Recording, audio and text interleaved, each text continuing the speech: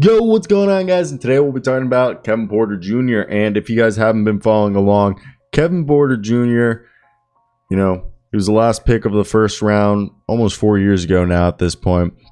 But he's a guy that we all know he has talent, okay? And he's currently eligible if he goes up for the extension. I believe he can get himself an extension 25% of the max, and it's really not a bad deal what he can do, but is he worth it? As it's been reported that he's eligible of a 5-year, $186 million deal, which is worth $32.03 million starting in 2023 to 2024 if he does get that deal. But it's been reported that they are a little bit hesitant to give him that deal yet. Because, look, yes, he shot 37, almost 38% from three this past year. Past 2 seasons, he's averaged 6.5 assists. And this year, he actually started to play some defense. And I'm not just going off of him averaging a steal a game, which, is cool. He's done it before. But the fact that he's become a more efficient player, but they are hesitant. Can he be a leader? Can he be the guy that they need? As you guys know, Kevin Porter Jr. went to USC, and he was a 5-star recruit. He was became the first USC player to be a 5-star recruit since DeMar DeRozan. But as you guys know, he only played 21 games, and he played decent, pretty well in college, but there were some criminal charges that he had that were eventually dropped that made him fall all the way down to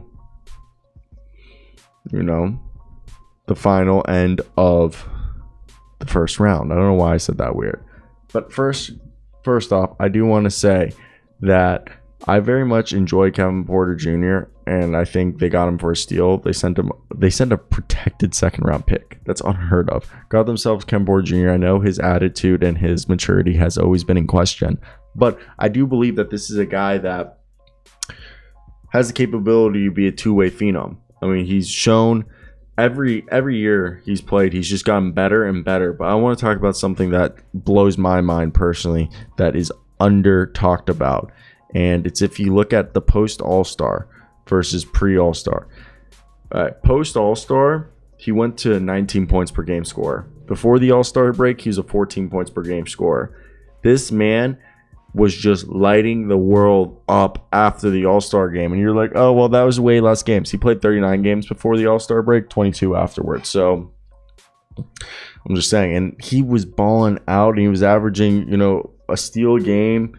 And he was just playing all over the floor. 5 rebounds, 6 assists, 19 points a night, 37% from 3, 44% from the field. He was actually shooting better after the All-Star break than before the season. He was under 40% before the All-Star break. I just personally believe that Kevin Porter Jr. is a guy that this team definitely should be looking at. And I mean, he's fun as all hell. But that's basically, I want to hear your thoughts down below, guys. What do you guys think of that?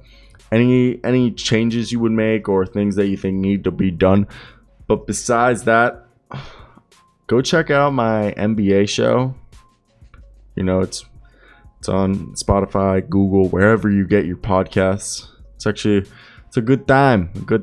Have fun with it. So I hope you guys do have a great day. That's it for me, guys. But peace. We'll wait for 10 more seconds because you know how much we like to get this done with, the 4-minute videos. I'm actually about to go to the rec, so I'm really happy about that. So